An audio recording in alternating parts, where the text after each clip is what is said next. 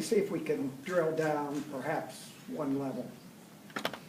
I worked for a large corporation for 40 years, and I know whether you're talking about managers in the train company or city hall heads, it's a little bit like in my pithy description of looking out on the organization and seeing a bunch of alligators in the swamp.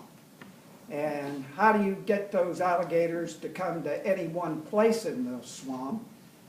And even more difficult is to get them to move in one direction. Now the Japanese have an approach, which I happen to have had some experience there, where, and admittedly, a major issue. They will spend 2 years getting all the alligators together and letting them talk through the issue, and you wonder if they're ever going to make a decision. But when they finally do, there's a good likelihood that the organization will move in whatever direction they've decided on. Now, the American way, we gotta have decisions made much more quickly. Sometimes we forget to collect the good ideas of those alligators.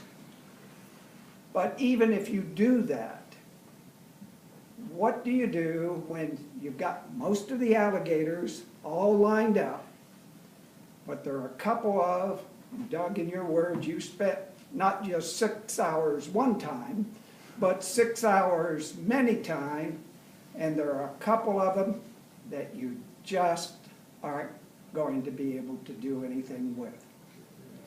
What are you going to do? In an organization, we change them out. Is it a bully pulpit? Is there a way to change out? That's my question. Well, I think you're starting to hit on the answer when you talk about dialogue and communication, because again, I know most of our department heads, I know many of our city council members, and the way that you get organizations to work together is by establishing that relationship, by communicating and having open dialogue, and establishing a level of trust so that people feel like they can work together. And that does take some time. Again, that's something that I feel very strongly about. My first days as mayor is going to be bringing these folks together again to do what's in the best interest of the city. We have very good departments and very good staff people at City Hall.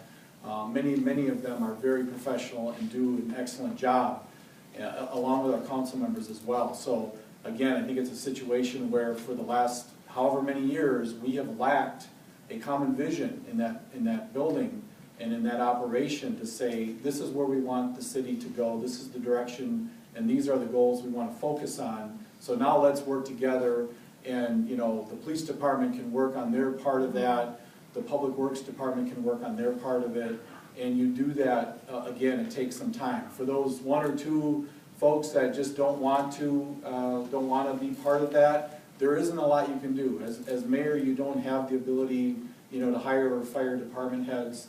You do, though, and you alluded to it in your question, you do have the bully pulpit. You do have the ability, again, to communicate and represent all of the citizens. And so as mayor, at times, if you do need to stand up and say, this is what's going on, this is why we need, change, that's something that I am very prepared to do as mayor. And at the same time, I think you also, as mayor, have to maybe be prepared to take a little bit of the political heat so that you can let your departments and let your professionals do the job that they need to do, because the city does not have a spokesperson, or they don't have one point of contact. When there's a question, there's 17 departments and 17 council members, and that message can be all over the place. I think as mayor, I would look to be that point of contact and that spokesperson to say, this is the vision for the city, this is how we've got to get things done, these are the issues, and this is how we should approach it. Thank you.